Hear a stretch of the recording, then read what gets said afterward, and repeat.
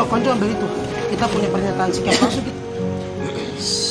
Shalom, selamat pagi. Terima kasih atas kesempatan yang berbahagia ini. Kami dari masyarakat Koalisi Masyarakat Kabupaten Tolikara Penegak Keadilan. Jadi berdasarkan informasi dan hasil tahapan-tahapan yang kami lalui dari Jayapura hingga sampai di tempat ini, surat izin kami, surat izin demo damai menyangkut dengan situasi kondisi Kabupaten Tolikara saat ini sangat memprihatinkan. Untuk itu kami sudah menyampaikan imbauan pemberitahuan bahwa kami akan melakukan aksi hari Kamis tanggal 4 di Karubaga. Tetapi dengan alasan satu dan lain hal membuat penyampaian dan ruang gerak demokrasi kami dibatasi. Di sini kami melihat bahwa hal berdemokrasi di Kabupaten Tolikara itu sangat dilarang.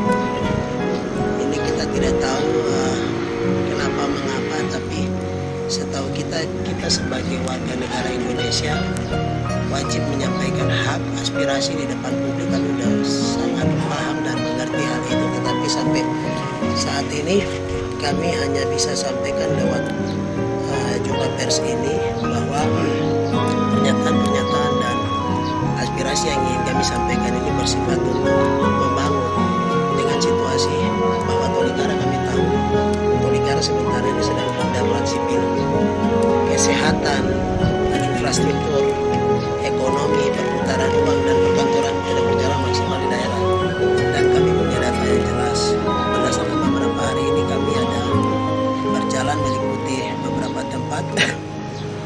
Dan untuk semua itu kami mau sampaikan hari ini, tapi memang karena ruang kami dibatasi dan ada masa-masa tandingan dari pihak satu dan lain hal membuat kami hari ini tidak bisa turun di jalan dengan beberapa.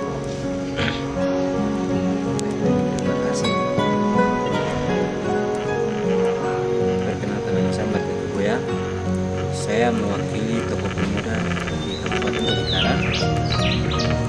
Tadi sudah sampaikan oleh teman saya adalah selaku ketua koalisi kompak bahwa hari ini kami tidak diterima. Dengan tujuan kami jelas, visi kami jelas, kami datang ke sini untuk memulihkan Tolikara. Tapi ada oknum-oknum yang bermain, pelaku-pelaku yang bermain sehingga pergerakan kami tidak diterima. Dan di situ ada perlawanan dengan isu yang buat sampai orang tua kami, masyarakat kami jadi takut, sehingga kami juga rasa hal itu terkait dengan isu, terkait dengan situasi di sini. Orang tua kami masyarakat lapar. Karena selama ini pemerintahan Tolikara tidak pernah ada di tempat.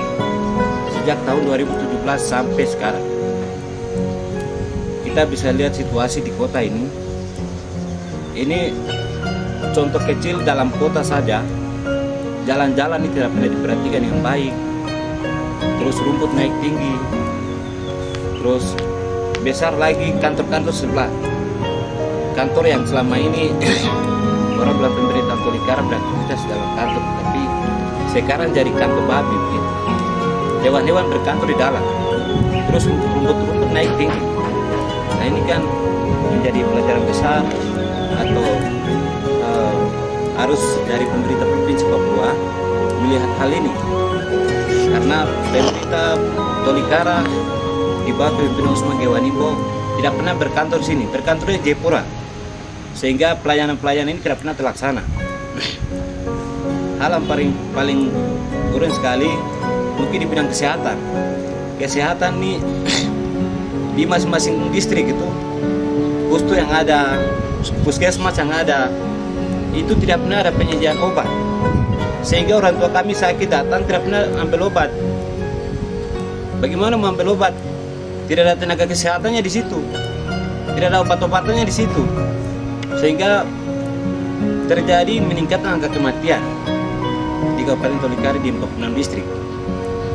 Hal ini membuat sampai kami anak-anak pemuda pemilik negeri ini, kami mau datang mau sampaikan hal yang benar sesuai dengan situasi yang terjadi di Kabupaten Tolikara. Tetapi hari ini kami dibatasi oleh oknum-oknum yang mungkin hari ini kayaknya dengan uang rakyat terus ambil di sini, pergi buang di tempat lain, sehingga kami mungkin hari ini bersifatnya jumpa pers.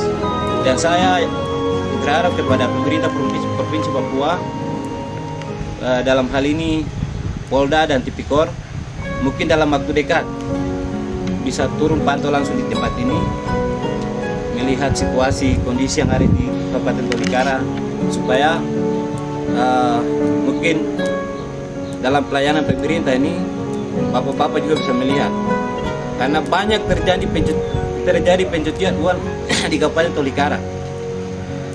Begitu. Contoh kecil saja, gaji PNS ini selalu dipotong, terus uang THR selalu dipotong, terus punya beras per bulan harus terima oleh pegawai negeri harus dipotong, terus orang tua kami kepala desa dalam tahapan penerima uang desa ini selalu dipotong. Ini kan aneh. Apakah secara aturan bupati harus potong? Seperti begitu. Makanya kami sebagai anak negeri datang menyuarakan, tetapi kami dibatasi. Dan saya berharap kepada pemerintah pusat, dalam hal ini KPK, pemerintah Provinsi Papua, BPK, Tipikor, Polda, dalam waktu dekat segera membuat tim dan datang ke Tolikara untuk kami mengambil data.